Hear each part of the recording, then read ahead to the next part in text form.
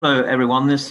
My name is Christopher Coker. I'm director of LSE Ideas, which is the main foreign policy think tank of the London School of Economics.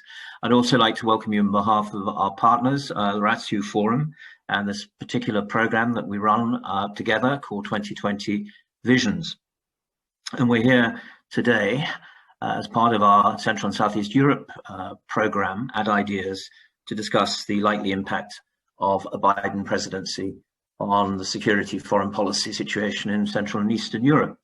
There's a great deal to discuss, so I shall confine my opening remarks to just very few observations. First, to say that there will, I think, be a certain nostalgia for the Trump administration in certain quarters in Central and Eastern Europe, because certain people rather liked their brand of nationalism, even if they had misgivings perhaps about his personal relationship with Vladimir Putin.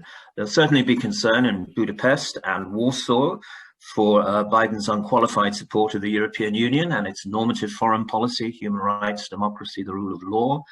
And I think there will be some misgivings in some East European capitals about the coming pushback against China, now identified by the European Union as a systemic threat to the European project. And it looks likely, I think, that Biden will push for what The Economist in the most recent issue calls a new grand bargain on tech against China, a kind of new partnership between the EU and the United States. So there's a lot to talk about, many other aspects and features of the relationship. The relationship's going to be, I think, more interesting than it has been in the last 4 years under Trump, and certainly more eventful.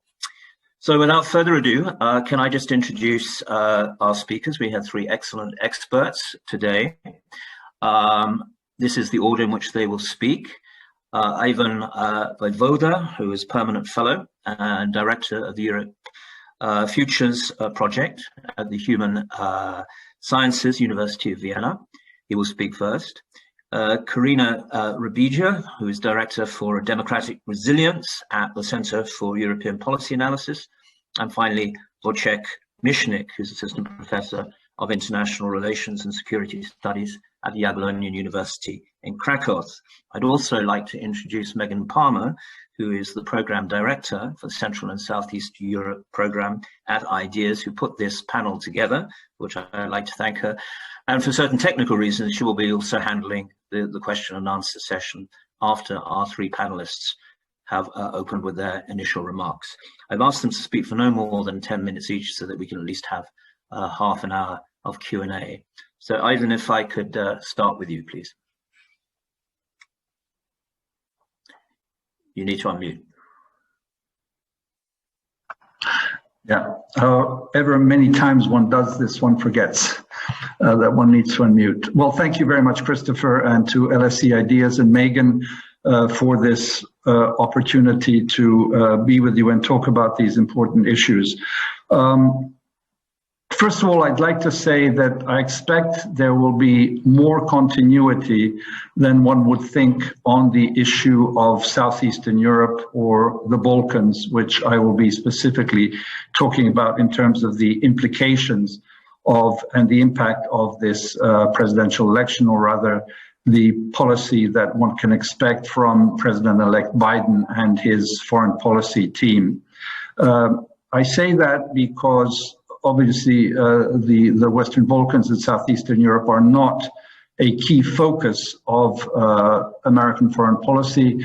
They are what Biden has called, since the time he was chairing the Foreign Affairs Committee of the U.S. Senate, unfinished business in the Balkans, by which he meant, and Americans mean, that a Europe whole, free, and at peace, as was declared by Bush older, is still not accomplished until the Western Balkans are fully part of the Euro-Atlantic family, and that means members of the European Union and of NATO. Now, that progress has been moving much more slowly, at a snail's pace, one could say, and yet it has advanced. In terms of NATO, the latest members, as you know, were Montenegro in 2017 and North Macedonia in 2020.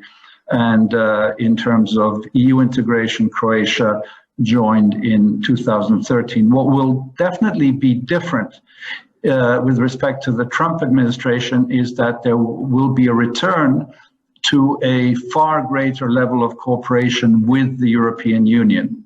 The European Union has launched a new phase, not only with what was called the Berlin process that Chancellor Merkel launched in 2015 to give more substance to the EU enlargement, but also to the fact that there's a special representative, Miroslav Lajčák, the former Slovak Deputy Prime Minister and Foreign Minister, who is now fully engaged on resolving the Serbia-Kosovo issue, but maybe a few words more later on that.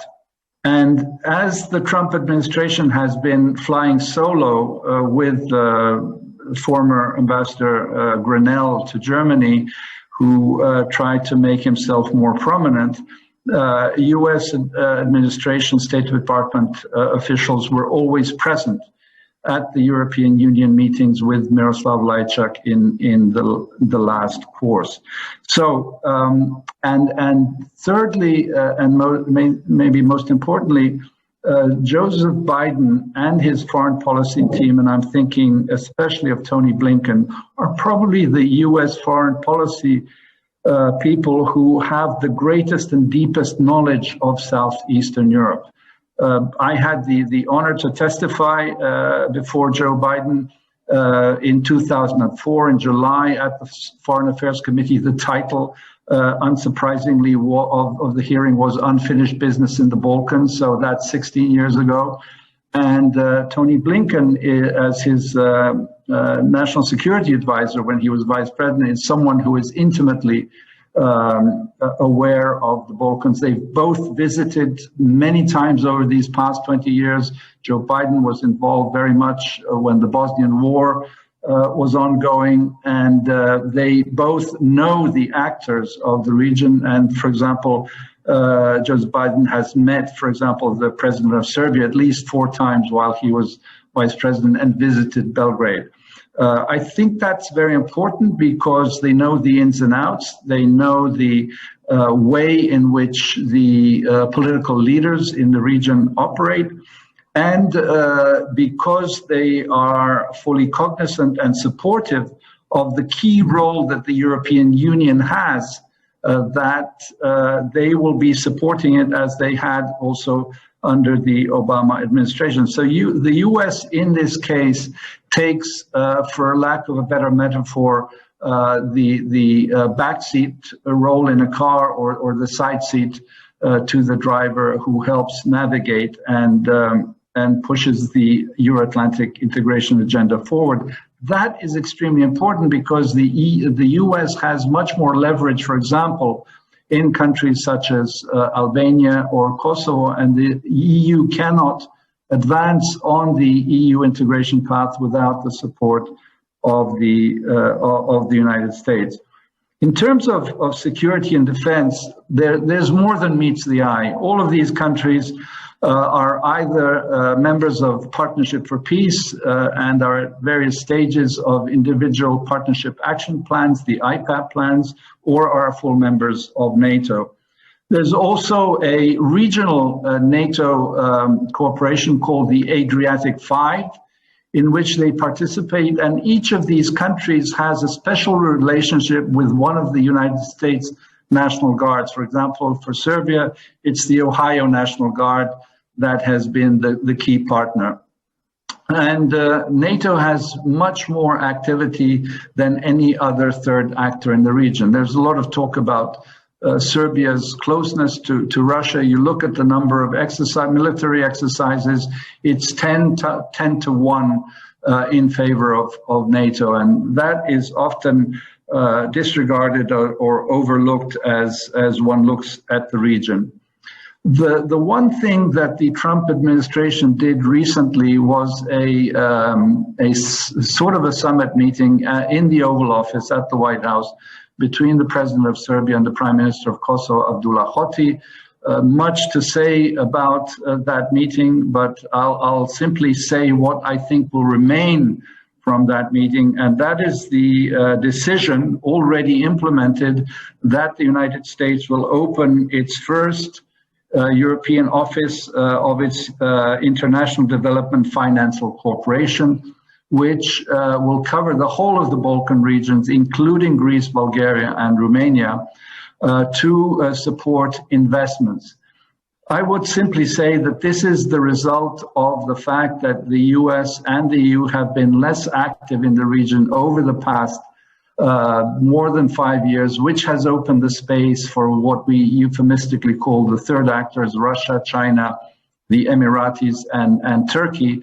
And suddenly there was a wake-up call coming from Washington, and the fact that they decided to bring in this arm of the United States investment activity, I think is extremely important. And I think that the Biden administration will simply carry that baton forward, again, working closely with the European Union itself. One cannot, of course, disregard the activities of a Russia or a China, and we can maybe say a few more words on that later on. But definitely this new page that has been turned will be reinforced with the incoming administration. Let me just add that the current team at the State Department with Assistant Secretary of State Philip Rieker, again, someone extremely knowledgeable of the region. He was ambassador to Macedonia about 10, 15 years ago. And the principal deputy assistant secretary, Matthew Parlimer, again, someone who's extremely knowledgeable and has been part of the negotiations. Final word, as I said, on probably the key unresolved territorial dispute between Serbia and Kosovo will get a new burst of energy from the fact that the Biden team is incoming. The EU is also aware of the need to try and resolve this, maybe possibly while Chancellor Merkel is still Chancellor in Germany, because she is the key actor with President Macron on these issues, and they will have the support of the Biden team in trying to bring this to a close. Lots of skepticism about that, not sure myself, but from what we're hearing from Lajčák in particular, that by the spring of next year, they would like to come close to what is being called a normalization between the two. Thank you. Thank you very much. And thank you very much for keeping to our agreed time. Can we go straight on to Corina, please?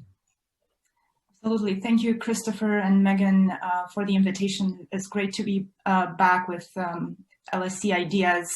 This is a great conversation already, so thanks for inviting me. I would maybe start by taking a look at some of the main priorities that we've seen coming out from the Biden campaign ever since the beginning of this year, as well as after the confirmation of his victory, of President-elect Biden's victory, and something that I think will feature prominently in his foreign policy agenda. So I think one of the main, and all of these will have an impact on the wider region, of course, the Black Sea region in particular as well. One of the main things that will sort of shape Biden's foreign policy is going to be his efforts to rebuild the country domestically. I think we've heard a lot during the campaign and also from the transition team more recently that the foreign policy will be built somewhat on the domestic policy, rebuilding the middle class, rebuilding the economy after the Trump presidency, and particularly after the COVID-19 crisis. And this, of course, will have an impact on trade partnerships, international trade partnerships, supply chains, China being majorly triggered by this. Then I think one really important element that will have an impact on the region is this idea that the U.S. needs to push for an international community of shared values and reestablishing a set of normative tools that will inform actors' behavior on the global scene. And Ivan already talked about this normative aspect of the Biden foreign policy, which I find very relevant. here I would group a couple of things. One is the fight against authoritarians, so kind of strengthening the democratic nations to push back against Russia, China, potentially Iran, and other malign actors, but also the emphasis on the value of alliances, and that has a tremendous value for the countries in the region, and the emphasis on multilateralism, and as President Biden has said, putting the US at the head of the table again, so reinforcing US leadership in kind of leading a lot of the initiatives that unfortunately in the past 4 years have not been a top priority for the US leadership. So I believe these main pillars will orient or reorient the relationship with the region. I think one thing to note here is that the Black Sea region, Southeast Europe, is not monolithic. So it's, if you look at the Black Sea region, each country has a very particular sort of outlook and relationship with the United States. We also have a mix of kind of security arrangements. We have 3 countries that are NATO members, 2 countries that are aspiring to become NATO members, but have ongoing conflicts on their territory with the Russian Federation. And even within the NATO members, there isn't a coherent, cohesive approach to the nature of the threat and how to respond to it in the Black Sea. And so here, I think the approach from the administration will be based on, as Ivan was mentioning before, a lot of continuity, but also a lot of sort of rebuilding certain things that perhaps were not approached well during the Trump administration, particularly perhaps with Turkey. And I think that's going to be a major focus for the administration. And also, from what we're hearing from the Biden team and this focus on multilateralism, I think the new Biden administration will look more into how they can leverage existing formats of cooperation. We've seen that a little bit with the 3 Cs initiative from the Trump administration. I think that's going to continue. And I think that's an important vehicle. And there seems to be bipartisan support for that. Also reinforcing NATO and NATO's role in the region, more so than bilateral agreements that in the past 4 years have, in a way, created this competitive environment among allies, which is detrimental to the security of the eastern flank and the Black Sea region, of course.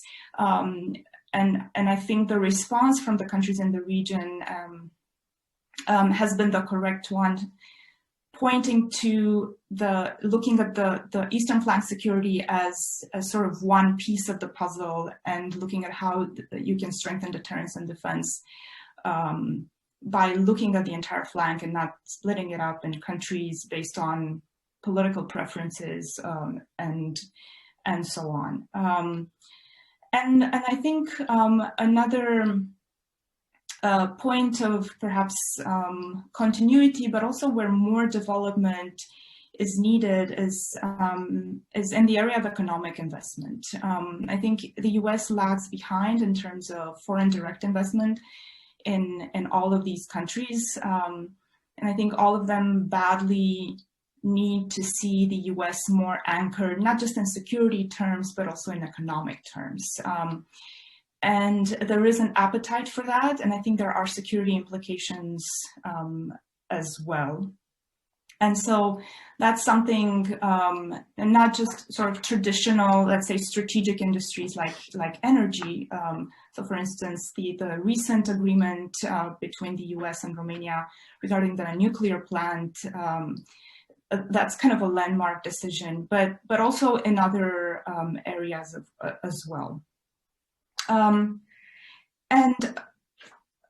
I would also point out to something that you, Christopher, mentioned in the beginning, and that's the the focus on values of democracy and rule of law. And I think I'm particularly encouraged by this priority of the Biden administration. I think they're very important, and hopefully they will fill the gap that the US has left also in relation to the European Union.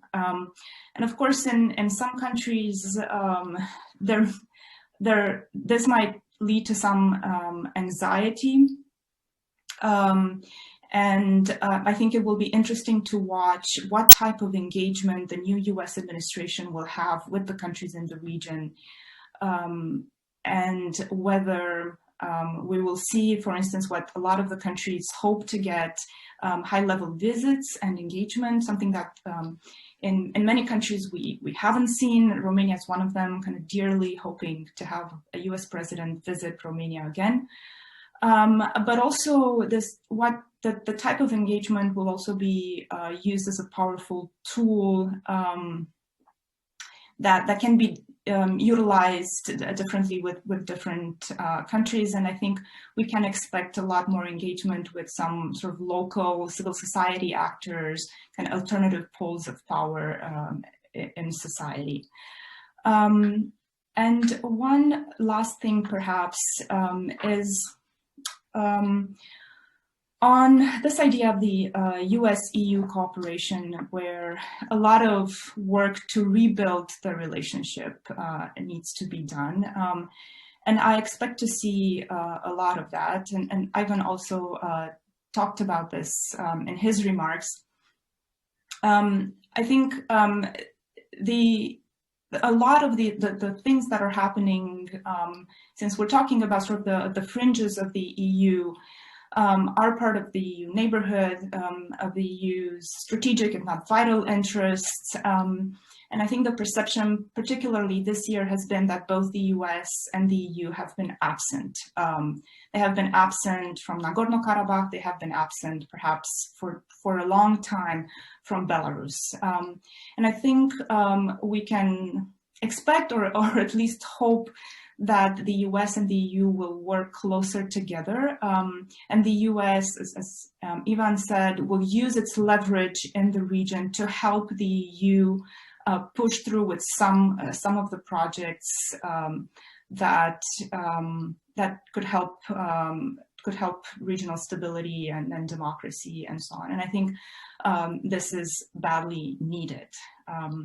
But I'll stop here for now, and I'm happy to come back to some of these points later on.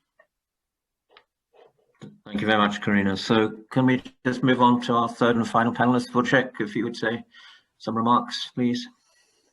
Sure. Thank you, Christopher and LSE Ideas, for having me. I'm delighted to be part of this event.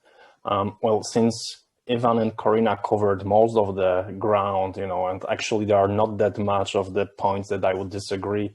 Let me just briefly speak about 3 points. One is general, the other is regional, and the third one would be Poland specific. It will be a Poland perspective, not the Polish perspective. So the first point, since I don't have a crystal ball on me, I'm going to base my rather speculative remarks on the historical perspective.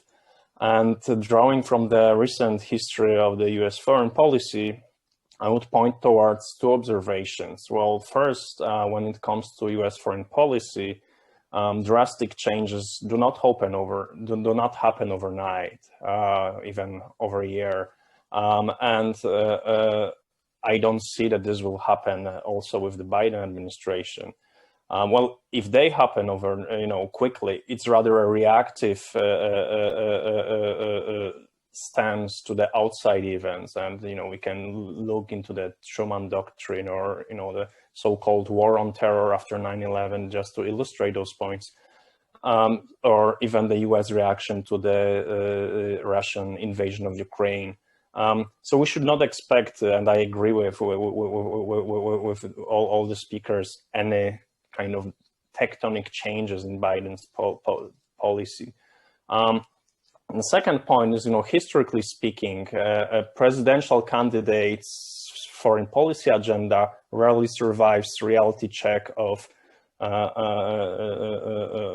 the times when they turn into presidents. So some of the declarations that Biden administration made, Biden team made during the election campaign might not lead to what's going on in the real world. So having said that, and of course, the historical record is also there. We can go back to George W. Bush and his idea of having rather disengaged approach to international affairs, and just after 9 months of his presidency, he basically switched 180 degrees. This is a general point. More regional specific point would be that, of course, Biden is by Joe Biden as a president and his administration will put more emphasis on the cooperation within the transatlantic realm, and he will attempt to repair rather strained in transatlantic and NATO relations. So I think that's the biggest change that we should expect. From the Central European perspective, that might be a big change in a way, because up to this point, at least here in Poland, the current government, it was mostly relying on the bilateral relations with Washington, very often kind of surpassing or reaching over the heads of the European allies. So that's the one point that I'm sure Biden administration will try to change. Well, and my take is that if you want to repair transatlantic relations, if you want to have the kind of return to the new normal, so to speak, it's necessary to have this multilateral consultations and negotiations that Trump administration probably didn't have stomach to do, but what is really necessary for kind of intra-alliance cohesion, if you will. And the second change, and it also been highlighted by both speakers and also Christopher, is this change in the sphere of values and ideas. And at least on the rhetorical level, it's very predictable, very probable that Biden administration will speak about liberal democracy, rule of law, and how those values are the foundations for transatlantic security, but also for European unity. And of course, some of the governments, probably in Warsaw and in Budapest, will not be that happy to hear those. But having said that, I would also point out that I don't think that the discussion about values will trump those hard security interests that are already in place, that the Trump administration continued, along with the first Obama administration, when they decided to increase the security and military cooperation. So I don't, even though I welcome, as Corina said, the discussion about ideas and values, I don't think that this will change that much in the, let's say, the security realm and the security cooperation within the Central Europe. So it brings me to the third point, the Polish perspective. And well, the key issue for Central Europe, or for Poland, Central and Eastern Europe, is of course Russia and US policy towards Russia, also NATO policies towards Russia. And as far as NATO is concerned, NATO already did its job. There is a enhanced forward presence, and the eastern flank, as far as NATO is concerned, is secured. The question is how Biden's administration is going to deal with Russia. And from what we can hear from the close advisors to President-elect Biden, the strong stance towards Russia, the strong policy of not giving up to Russia is rather here to stay. And what might change, of course, is the style. We've seen with the Trump administration that he kind of, flip-flopped about some of the issues with Russia. And even though at the end of the day, he was very strong about Nord Stream, about sanctions, his admiration to the strong leaders, mostly authoritarian leaders, did not help. Well, I don't think we are going to see the same approach from Biden administration. But like I said, I don't think also that Biden administration will be quote unquote soft on Russia. To the contrary, we can even see a stronger rhetoric and more consistency in this policy. Another point, and this will be, one of my final points, is Biden's relation or U.S. relations with Germany and how the, U.S.-German relations are going to be repaired over time. It might not seem like this in Warsaw sometimes, but Germany and also, the U.S.-German relations are also essential to European security. And, the debate about pulling out U.S. troops from Germany, was quite important for, let's say, regional solidarity. It's very likely that the Biden administration will try to reverse Trump's decision and the troops will remain in Germany. And I think also from the perspective of Poland, it's important to not have those little trade talks about who's going to take those troops, which, by the way, is totally impossible, but instead to be more focused on how to rebuild transatlantic relations after the years that were, let's say, not the best for NATO and for transatlantic cohesion. I think I will stop here. I don't want to overuse my time. Thank you. Thank you very much. Thank you to all our panelists. I see there are quite a few questions already appearing, so I'm going to hand over to my colleague, Megan. Megan, if I could just put two questions on the table, which it's entirely up to the panelists whether they want to pick them up or not. They may prefer some of the other questions coming from the audience. But my first question, I would say, is that all three of you have stressed the importance of continuity as well as discontinuity in all of this. One of the continuities, of course, is that the Biden administration will be staffed largely by former Obama people. In fact, many people have suggested it's going to look like, even more like the Obama administration than the Obama administration itself did. So is that a continuity that is worth discussing? Because Obama wasn't that popular in Eastern Europe in his period because of his position, which was considered to be rather weak on Russia in some cases, or not. So that's one question. And the second is the biggest discontinuity of all, of course, is the pandemic. And so it's quite clear that neither the United States nor Europe is going to get back into any normal shape until 2022 at the earliest. Next year is going to still be a COVID year. And what are the likely implications of that, which leaves both parties rather weak in terms of credibility in the outside world for dealing with something like this, and of course in terms of their economic clout, which is much diminished. All our economies are going to look seriously weak by the end of next year. So with those two questions, Megan, can I hand over to you? I think there are 7 or 8 questions already stacking up. Yes, thank you. Perhaps our panelists would like to respond to your comments and questions before we go into the audience questions. I can't see if anyone's just anything. Ivan, would you like to? Yeah, sure. Okay. Well, Let me tackle Christopher's important questions. Indeed, there's so much similarity between these teams. As both Corina and Wojciech has said, the style and tone will definitely be a huge difference with this, may I say, quote unquote, interlude of 4 years of Trump.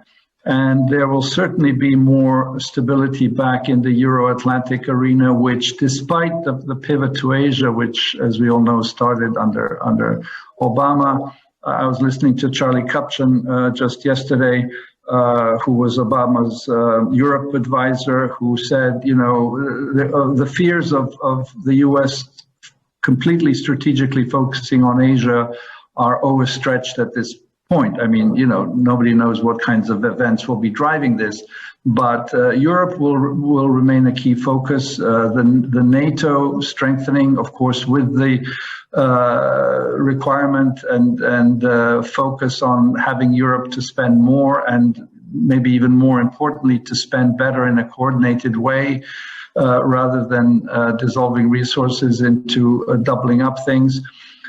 So I think that given the history of Joe Biden, the fact that he's been in foreign policy for so long and is such so cognizant of Europe is important. And as you've heard, they have said that this is the kind of most French-speaking U.S. administration, foreign policy administration that's come in. Tony Blinken has lived there. John Kerry speaks it. Interestingly, Tony Blinken's father was ambassador to Hungary in the early 90s, which I don't think is irrelevant to these issues. And just one sentence on the pandemic. Clearly, Christopher, this is a game changer in many ways. We certainly don't know what kind of fallouts there will be in economic terms and other. But in terms of strategic issues, I don't think, you know, barring who knows what kind of events, as the pandemic unfolds, I don't think we'll see significant shifts because of the pandemic itself. And Wojciech, would you like to come in on Christopher's questions? Yes, I will just add one small comment to Ivan's excellent remarks. Be cautious with expecting, like some of the people in Central Europe, that Biden administration will bring the old, almost like mythical good relations between the United States and Europe. Of course, there will be a change, but the times that Europe played a central point of the US strategy, I think, is long gone. And of course, we can talk about improvements and going back to, let's say, 2015, 2016, but still, I think that the two issues that are kind of on the US agenda, one is pandemic that Christopher just mentioned, the other is competition with China. And I think the question for European allies in NATO is, you know, can we fit in? Can we really be part of the great game, or we will just stay on the sidelines? So that's the only point I would like to make. Thank you. Again, if I may jump in real quickly here. Thank you. I think this is a great question about whether the Biden administration will look and act like the Obama administration. And I think there is a bit of a discussion about this, particularly among more conservative thinkers and policy experts. But I think the last 4 years have been an incredible learning opportunity for the Biden team. And from the things that we're seeing from coming up from close advisors and the transition team, I don't think we can expect kind of a replay of the Obama administration. And I think in terms of competition with Russia in particular, and maintaining that hard tone on Russia, I think that's going to be different from the Obama years, particularly after 2016, when Biden was vice president and they had to deal with, and they were slow in reacting and taking the right measures to prevent and punish Russia for the interference in the 2016 elections. And I think with that lesson in mind, the approach to Russia in particular is going to be different. And I don't think we will see a lot of concessions and a lot of sort of strategic dialogue, to use a European leader's terminology here, other than on arms control deals. And on the pandemic, just one caution. I think, there's a lot of, and I agree with Wojciech, there's a lot of enthusiasm in Europe about the Biden administration and rekindling the relationship with the EU, but I think everyone should sort of temper the expectations, because there will be a very hard time for everyone in terms of economy, and it will be unavoidable that a lot of the leaders, not just the US leadership, will have to focus on dealing with the crisis at home. And I think this needs to be sort of in our mind as we're looking towards Washington. Thank you. We do have a lot of questions, so I hope we'll have time to get through them all. We have voted to the top of the questions by our audience, a question from David Webster from the UK Romania group. David asks, there are plenty of shortcomings with the Trump administration and its foreign policy, particularly in terms of European alliances, but its high-risk strategy in the Middle East is showing some positive signs of breaking a stasis.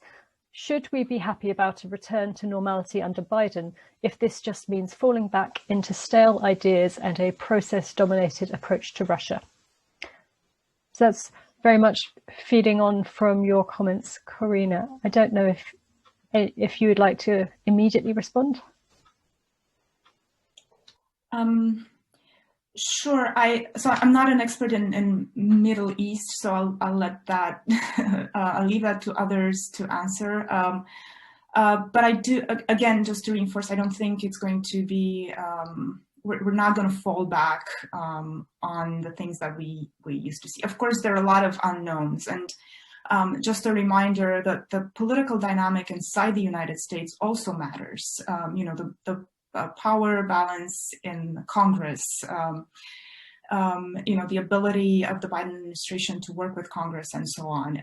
But I think based on what we've known so far from this very activist Congress in the past 4 years on foreign policy side, combined with the Biden administration that seems intent to counter Russian and Chinese malign sort of activities, I expect to see a lot more coherence and points of consensus there in pushing back against Russia and China.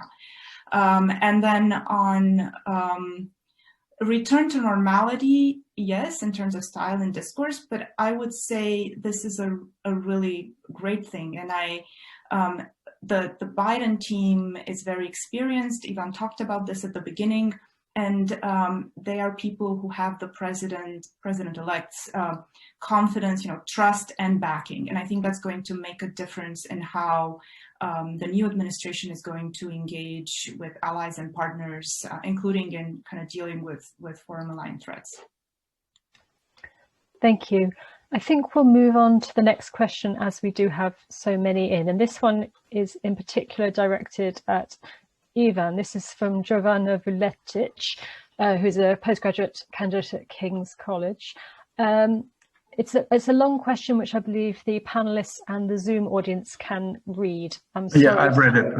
So I'll just paraphrase very succinctly. It's asking about Serbia's relationship with Trump and its triangular relationship with Kosovo, Trump, and Vučić. Would you like to respond to that? Yeah, absolutely. And I'll try and be as short as I can, given the number of questions.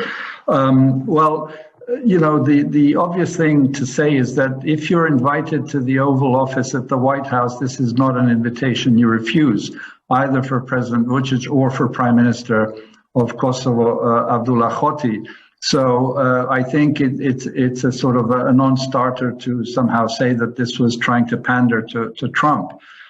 Clearly, there were sympathies, definitely, the fact that there were statements in that regard, but President Vučić never went as far, for example, of the Prime Minister of Slovenia a NATO and EU member who congratulated Trump on his victory in the election. As you know, that was sort of the most far-reaching pro-Trumpian statement. With regards to the effects, I don't think it will have effects. As I said, I do believe, and there's a question further down, and so I'll put it in here, that the intention to create and have this office opened, which it is, of the U.S. International Development Finance Corporation, which again, I repeat, covers the whole of the region, including Greece, is very important. And it goes back to Corina also, I think, underscoring the importance of more U.S. foreign direct investments, the need for more economic presence of the United States.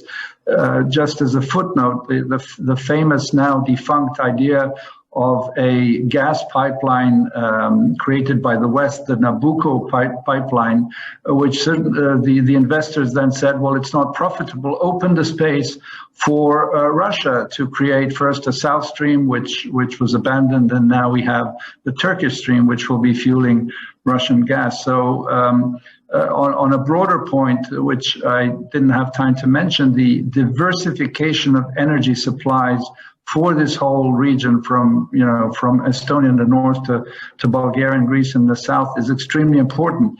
And Croatia has just announced the opening of its LNG facility in the island of Krk, which will be linked to one of the Polish ones in the north, which I think is important, just to give a pushback on Russia and the kind of important role that it has in energy supplies for the whole of Europe, for that matter, but especially for these regions. Thank you. I'd like to move on to several members of the audience who asked questions regarding Turkey. The one that's most popular with the audience is from Stefani Tasheva, which is a clash in the Mediterranean between Turkey and Greece, potentially involving other NATO member states, will undoubtedly have its impact on other Balkan countries. Do you believe the US under Biden will aim to contain Turkey and get more involved in the dispute over natural gas resources in the region? I wonder if Ivan, you'd also like to pick up on this. Well, I can say a few words. I mean, clearly, this has been and continues to be one of the main contentious issues, and it really heated up in so many ways, with France coming strongly to back Greece and Chancellor Merkel trying to calm things down through diplomatic means, Turkey sort of doing pendulum swings of sending out its research ship and then pulling it back, then sending it back again. I certainly think that the Biden role the role of the administration could be greater than it was. Erdogan is one of these populist authoritarian leaders that we've seen trying to beef up his role. And as was mentioned again, I think by Corina, the fact that there was an absence of European and US role in the Nagorno-Karabakh conflict gave Russia and Turkey more leverage, not to mention Syria, what's going on there. So I think one would expect the US to try and have a bigger role in its relationship with Turkey, which we know is a long-standing relationship, and to try and see to it that things calm down from where they have been. Thank you. And I'm not sure, did either of the other speakers want to comment on that? Not seeing any gestures. In that case, I'll move on to our next question. I'm going to move things a little further north and eschew the voting system, I'm afraid, for the questions. So I was hoping Wojciech might be able to come in on this one. Sorry, it's just moved because everyone is asking so many questions. It was a question from Giada D'Andrea, who's an MA student at Charles University. Taking into consideration the current democratic backsliding in the Visegrad Group, and in particular in Poland and Hungary, would you expect this phenomenon to attenuate or even reverse thanks to Biden's endorsement of the European Union? Well, thanks for the question, and I do expect that that this trend will be reversed, but I wouldn't kind of give it to Biden's pressure or even European Union pressures. I think that as with all those democratic transitions in the region, it has to come from the inside. And of course, right now, and I can speak mostly for what's going on in Poland, not in Hungary. But of course, you know, the intellectual elites, they read New York Times, the economists, they know that the pressure is there, that that the European Union is actually putting pressure on Poland and other countries that are really kind of, you know, not necessarily following the European style of the rule of law, to put it mildly. But I wouldn't expect that it would be for Biden's administration pressure. It might add up to some of the diplomatic discussions, but it has to come from the inside. That would be my take, at least in Poland. Thank you. Thank you. Sorry, I was muted. Ivan, did you want to come in on this? No, I'll skip that one. I saw you were unmuted. In that case, I will move on. I'm going back to the popular questions according to the audience. We have a question from Marcus Fung, who is a Westbourne School student, who asks, with all these initiatives coming from Biden's foreign policy, how do you expect Russia, China, or other rivals to respond to these new investments and approaches from the US? So, Corina, would you like to come in on this? Sure, maybe very briefly. I would say, unfortunately, the United States and, let's say, the Western alliance doesn't have the sort of the escalation prerogative in this and the strategic initiative. And this is something that I think the Western community needs to regain. So the responses, I think what we are going to see from Russia and China is perhaps more of the same. And that's in part because it has taken the Western alliance quite a bit of time to figure out how to respond, how to push back. We're still not there yet, and we're still sort of answering questions from before, not things that are coming up from these countries. So I would rather focus on how we strengthen the transatlantic alliance, how we strengthen our democratic systems so that there is less penetration from Russia and China, and how we strengthen our sort of economic systems as well. And I think a lot of this will depend on how the US and the EU will be able to work together, and there's a strong regulatory component to that too, in regulating foreign capital, illicit financing, offshore companies, and is shedding light on all of the malign influence tactics that Russia and China are utilizing and sometimes sort of coordinating, if only in appearance.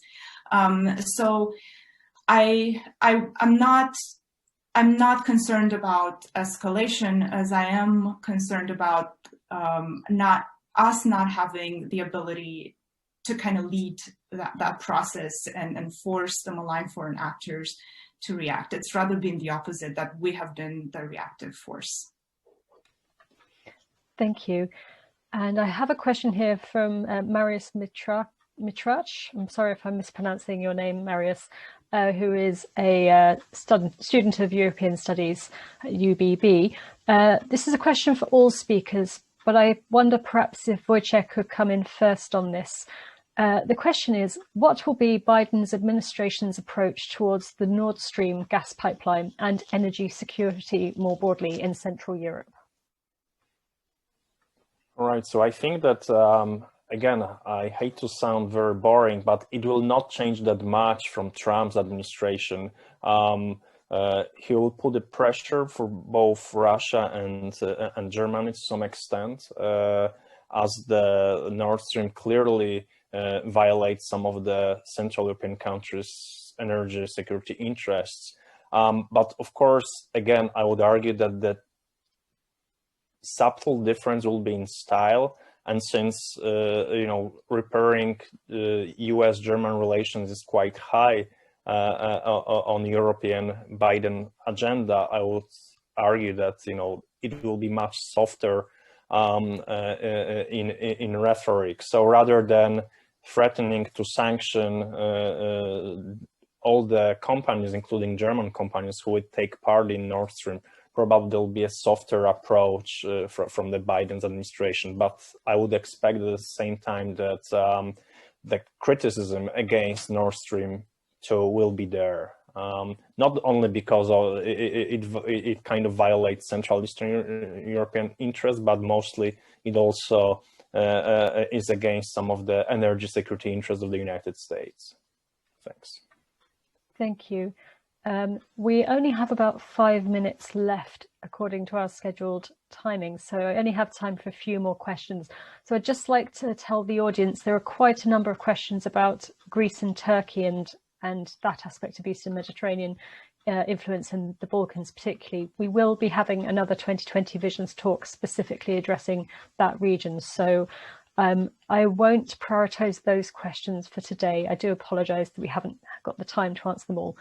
So I'd like to ask a question. I think this one is probably best for Ivan.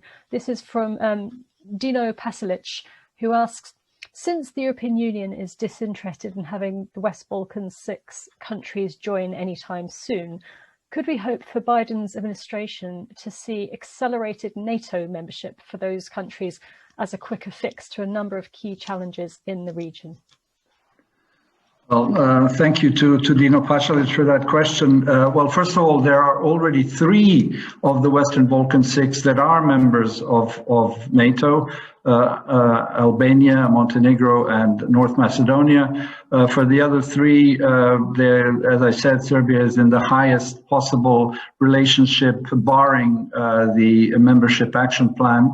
And so I think that the name of the game is to try and get them more involved in these activities. And frankly, more importantly, I would say that one would want to urge the European Union to take more proactive steps before membership for all of these countries, to bring them into a variety of activities and to be at the table of the European Union. The simplest one and most immediate is why don't these countries sit at the table of this meeting of the future of Europe that is being organized? But many more things like that are possible, I believe, and could be done.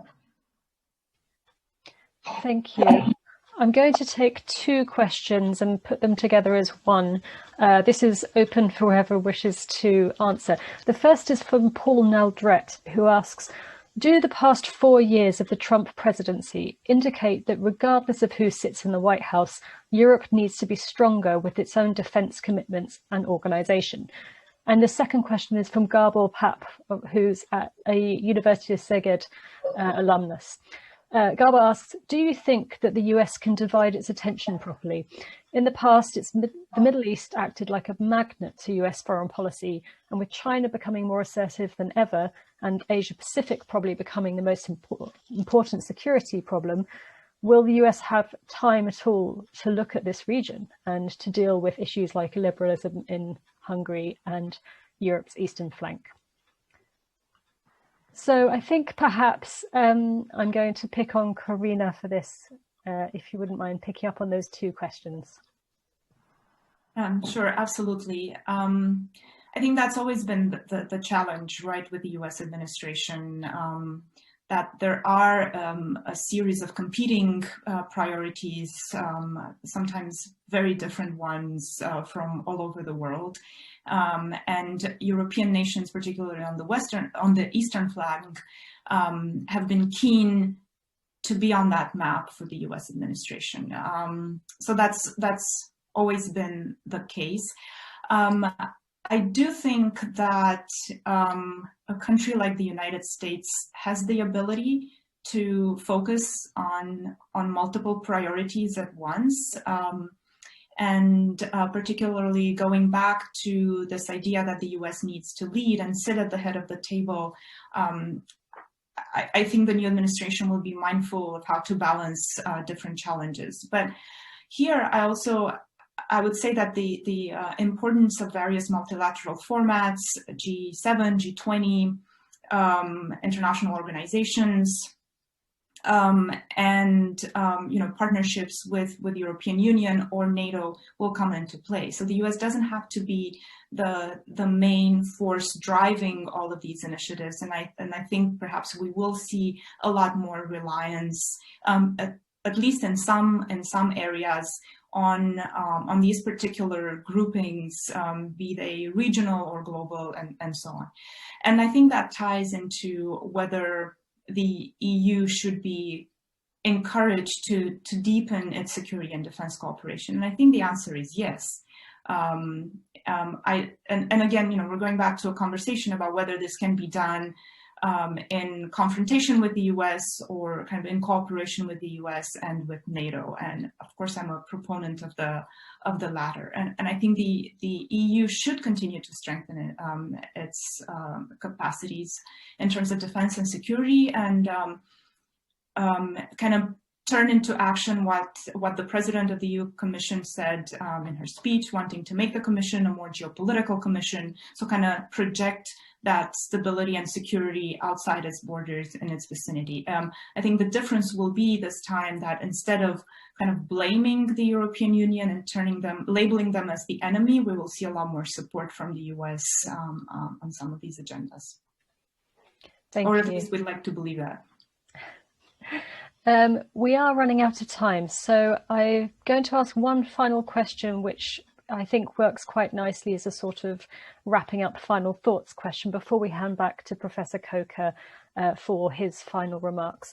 So the question is from Robert Cooper, and the question is, could each of the panelists please tell us the 3 things that they would like the US to do? I assume he means in regards to foreign and defence policy in Central and Southeast Europe. So perhaps we could go in reverse order to how we began. So if we start with Wojciech, and then Corina, and then Ivan, and then we'll hand back to Christopher. So Wojciech, what 3 pieces of advice would you give the Biden administration? Or requests? Well, 3. Actually, I'm a minimalist, and I would go with 1, which is to send a very strong signal, both in terms of rhetoric, but also in terms of diplomatic commitment to European security architecture under and under also the new administration. So I think that the last 4 years they've been tough for a number of different reasons. It would be too easy to just point out at one person or one administration. And I think that transatlantic relations, they need a new opening. And even if in some European capitals it's obvious that transatlantic relations are here to stay, I think that there is certain doubt that the US will be committed to Europe, as a whole. So, I don't have 3 of those. I don't want to go into the details, but I think this one would be, from my perspective, particularly important also for the Central Europe, and also because I think that what we've seen recently, it was this, what I call bilateralization of the security relations with the United States, instead of just building the broad framework within NATO about European security. Thank you. Thank you. And Corina? Thank you, Megan. I think I have a longer list than Wojciech.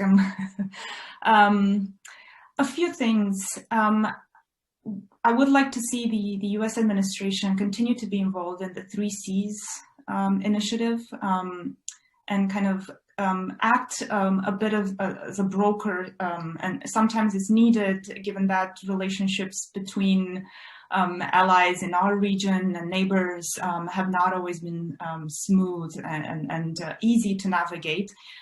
So I think that type of brokerage is needed, but also the financial resources are needed. So I hope that will continue to exist and also deepen, again, working with the European Union on this.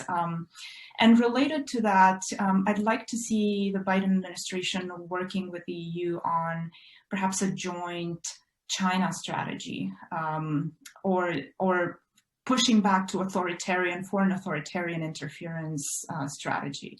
I think there are signs in Europe that there is more of an awakening in some important Western capitals that China constitutes a threat. And I think the nature of the threat is better understood today than perhaps even a year ago.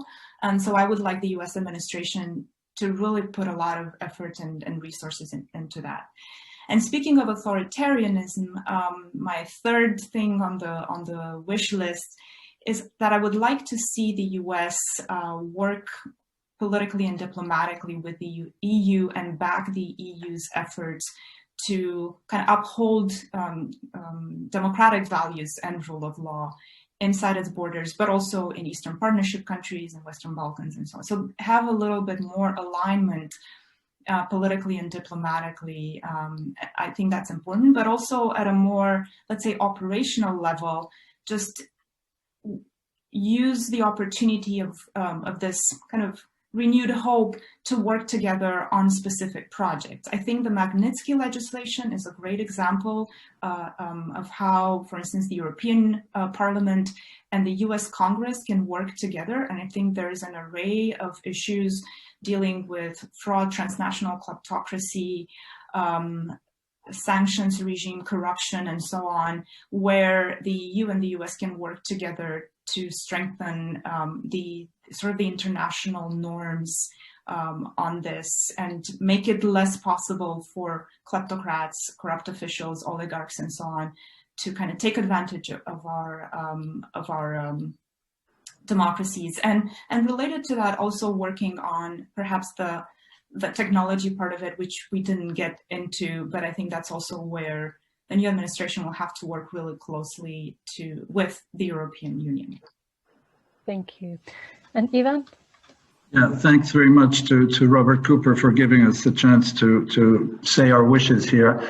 Very much agreeing with what Wojciech and Corina have said. I will start out and reinforce this point about democracy. The Trump years have really sown doubt, or rather Trump has sown doubt into the democratic values, processes, and checks and balances. And the restoration or coming back to a belief and trust in democratic values and processes is extremely important, and thus a voice of, as he has already announced, sort of a community of democracies coming together is important. And in diplomatic terms, whether it's public or behind closed doors, when he goes to places like Poland and Hungary, just, to remind people of that while, the strategic orientation is kept. But democracy should be up there, definitely. Secondly, I think spurring investments. There's so much need for infrastructure. If you take the train from Berlin to Prague to Vienna, you're still traveling as if you were in the 50s, trains traveling at 60 kilometers an hour.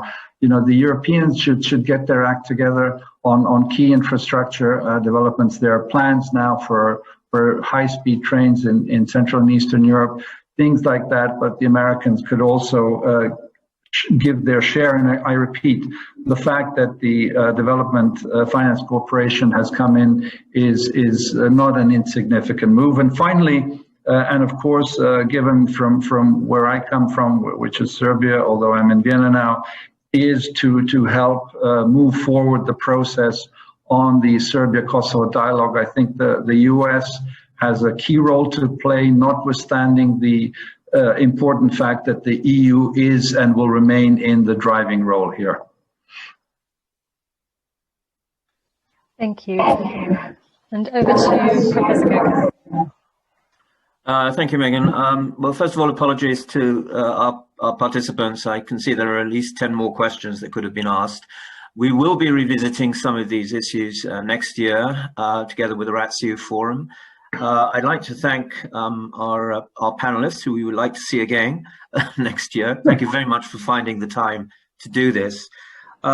We started up the Central and Southeast Europe program 2 years ago at LSE Ideas because we were convinced that Eastern and Central Europe, having been to some extent sidelined, both historically and politically, since the end of the Cold War, we're going to move center stage. We're going to become, to use the term I used before, much more interesting to a lot of external actors, much more interesting to the European Union and the United States. And I think that our speakers have suggested that that is going to be one of the key themes that will emerge over the next 4 years of the Biden administration.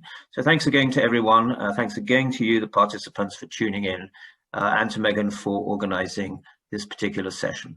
And we look forward to seeing some of you again in the very near future. Goodbye from me. Thank you very much.